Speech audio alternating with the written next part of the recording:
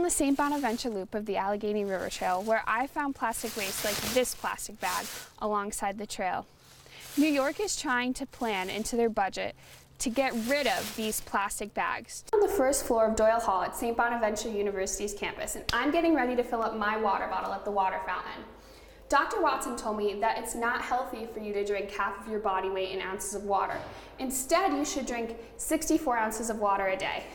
This water bottle right here holds 28 ounces of water, so you should drink a little bit more than 2 of these a day. I'm outside the John J. Murphy Professional Building, where the newly accredited Jandoli School of Communication is housed.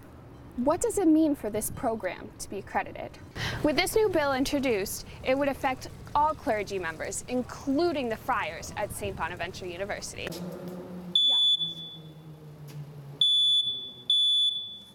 I'm at the City of Olean Fire Department, where I found out more about smoke detector safety. I spoke to Captain Edward Jennings of the City of Olean Fire Department about why New York is switching to these detectors. The problem with smoke detectors is the batteries go bad, or people take the batteries out and they're not any good. So if they have a self-enclosed smoke detector with a 10-year life battery in it, you don't have to look at the battery at all, and it's going to be good for the 10-year life. He said that if you still have a battery-operated smoke detector, it's safe to use, but you need to check the batteries every 6 months to make sure they're working. And don't use a smoke detector for longer than 10 years. The main sign to indicate you need a battery change is a beeping noise that goes off every 2 minutes. If you don't have this smoke detector, this is your smoke detector, and if you do have a fire, by the time you smell smoke, it's usually too late. I'm Madeline Edwards with SBU-TV. New Now Next.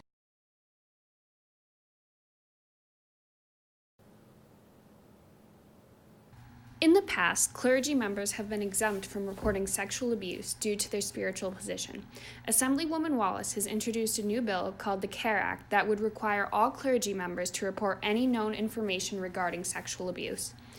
This raises an issue within the Catholic faith because of the sacrament of reconciliation, more commonly known as confession.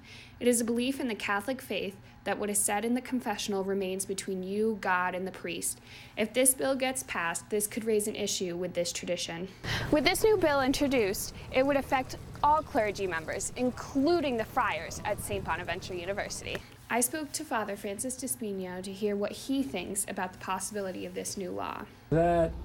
I have some reservations about it because the Sacrament of Reconciliation is really, it's an opportunity for someone to really come and to speak freely. He continued to say even if the bill becomes a law, the Sacrament of Reconciliation would remain private, in his opinion. I also spoke to Catholic Kaylin Foodie, who considers herself a churchgoer, to see how she felt about the bill. I feel is a good thing because then if they see or hear something or they, notice that someone needs help, they're able to intervene in a way that they weren't before. I also talked to Saloni Chada, who isn't Catholic, and she had a different view. Because I think reporting sexual abuse is super important to the mental health and just health and well-being of the victim. Madeline Edwards, SBU-TV, New Now Next. The stomach flu, commonly called the stomach bug, is caused by a neurovirus. The virus is mixed in your food and cannot be killed by heat. It can also be spread by human contact. I spoke to Dr. Zhang, a professor of biology at St. Bonaventure University, who is an expert on the stomach flu and has found many members of the community have had it within the past 2 weeks. She gave me a list of the symptoms of this virus. Usually is nausea, vomiting, diarrhea, and then because you throw up so much, you have stomach pain as well. Yeah, so these are the main symptoms. She also told me the main difference between the flu and the stomach flu is with the flu you sneeze and have cold-like symptoms, and the stomach flu involves mainly stomach pain. I'm at the sink in my room getting ready to wash my hands. Dr. Zhang gave me this paper that gives you the steps on how to properly wash your hands to help prevent the spread of illnesses.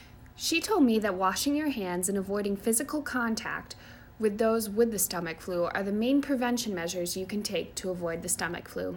SBU-TV, Madeline Edwards, New Now Next.